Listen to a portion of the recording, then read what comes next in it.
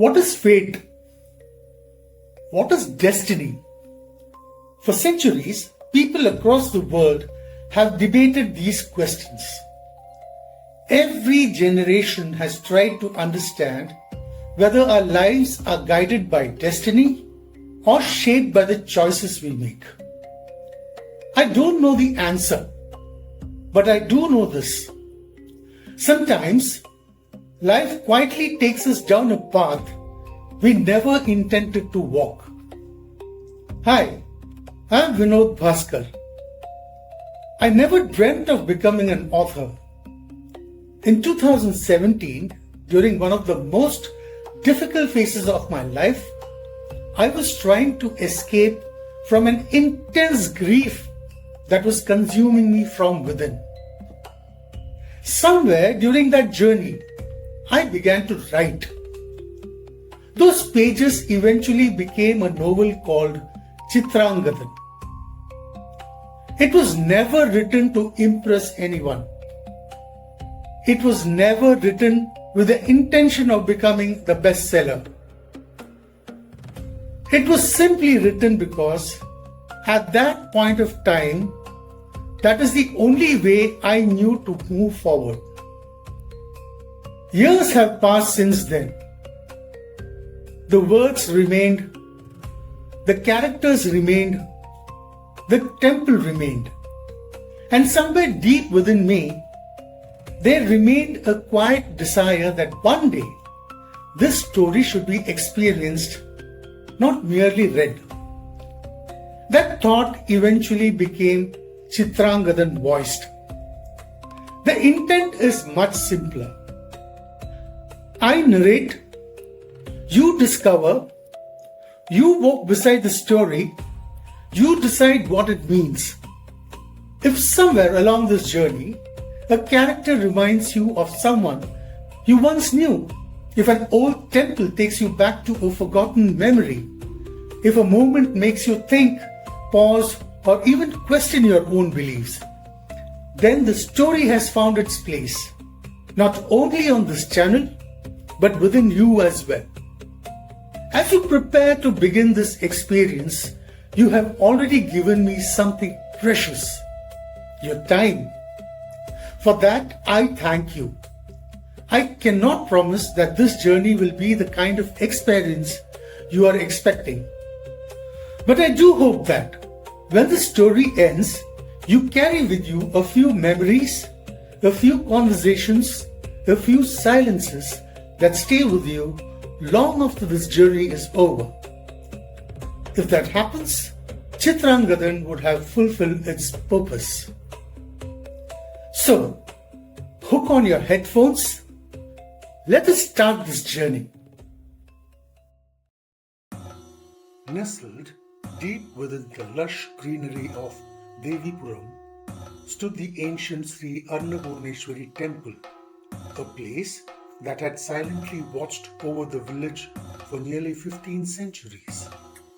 People in Devipuram often said the temple was older than memory itself. Long before roads reached the village, long before electricity arrived, long before even family histories could be traced properly, the temple had already stood there in all its grandeur. It was believed that the original temple was once dedicated to Lord Vishnu, and that centuries later, Avittam Tirunal Rajaraja Varma of the Chirakkal Kovilagam consecrated the idol of Annapurneshwari Devi within the same sacred walls. From that day onward, both deities were worshipped together by the people of Devipuram with equal devotion. The temple was not merely a place of worship, it was the very heart of the village.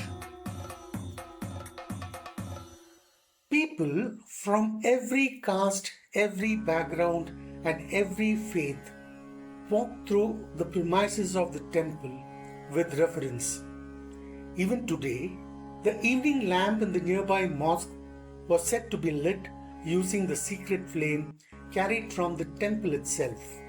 And perhaps because the temple had existed for so long, Devipuram too had inherited countless stories.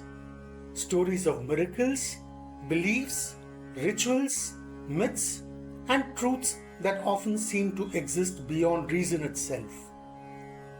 But not very long ago, something inside the Devipuram began changing. Slowly at first, almost too quietly for anyone to notice, a priest suddenly collapsed during an evening puja without explanation. Small accidents began occurring repeatedly inside the temple kitchen. For generations, food had been served freely at the Annapurneshwari temple every single day. And people proudly believed no one in Devipuram had ever slept hungry under the goddess's protection. Yet now, even inside those sacred kitchens, something felt disturbed. Then the devotees from distant places slowly stopped coming. Traders who depended on the temple festival seasons began suffering losses. A thriving shop near the eastern entrance shut down unexpectedly, leaving people whispering among themselves for weeks. At first, everyone dismissed these incidents as coincidence. But when one problem quietly followed another, the uneasiness spread across Devipuram like an invisible shadow. Conversations became softer, temple corridors emptied earlier than usual after sunset. Even long-time devotees began feeling an unexplained heaviness while entering the sanctum. Finally, unable to ignore the growing fear any longer, the temple committee, priests, merchants, and senior devotees gathered together to discuss what to be done. And after hours of discussion, they arrived at only one conclusion. A Devaprashnam had to be conducted, not by an ordinary astrologer, but by the most respected and sought after astrologer they knew, Jyotisha Shiromani, Maniyangata Velya Illam Tirumeni. When the committee approached him, the Velya Tirumeni listened silently. After a long period of meditation and mental observation, he finally agreed there indeed seemed to be a serious spiritual imbalance surrounding the temple. He informed the committee that he and 11 of his disciples would arrive at Devipuram to conduct the Devaprashnam personally. The expense was enormous, but for the people of Devipuram, the temple was not simply stone and ritual. It was their protection, their identity, and their faith itself. So the devotees, traders, and committee members together pooled the required money, and a date was fixed for the Devaprashnam. The rituals lasted for hours. Sacred fires burned through the day while the Tirumeni and his disciples carefully interpreted signs, calculations, and divine responses emerging through the Prashnam. Nobody inside the temple spoke unnecessarily. Every face carried the same fear. And finally, after a long silence, the Velya Tirumeni revealed that three things had deeply displeased both the Devi and the Lord within the temple. The first was the manner in which rituals were being conducted.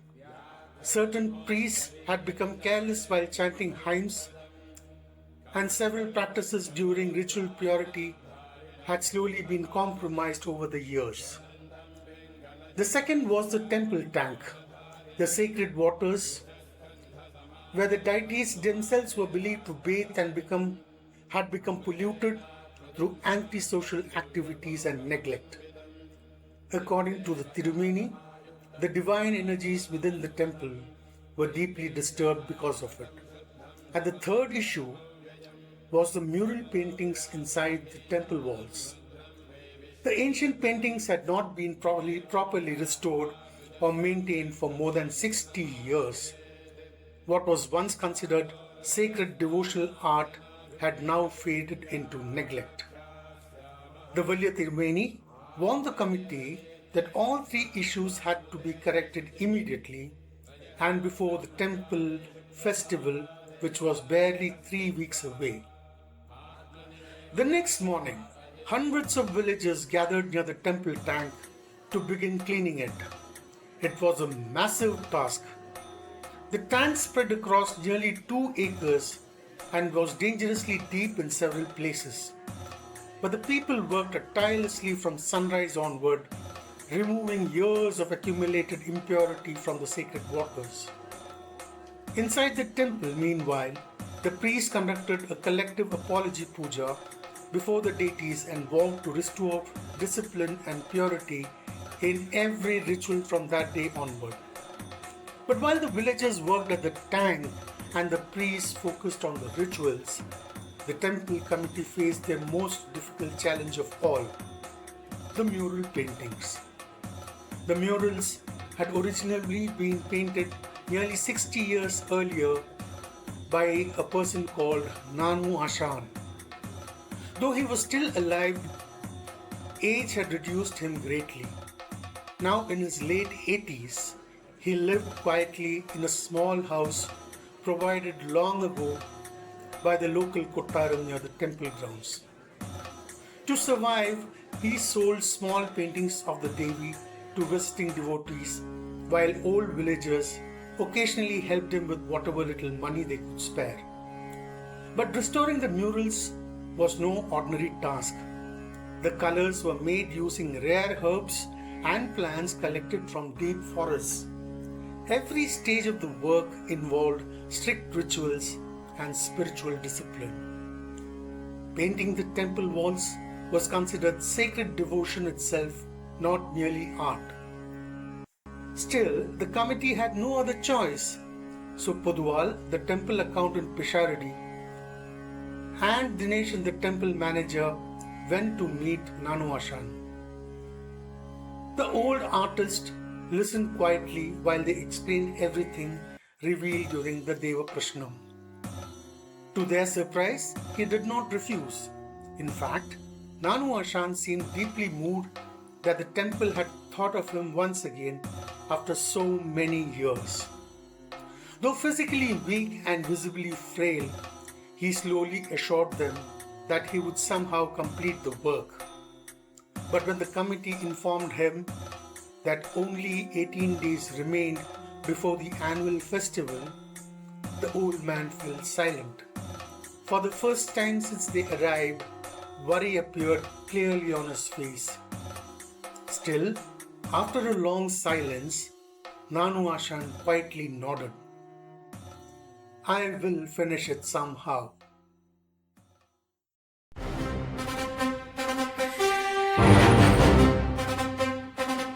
Where stories begin.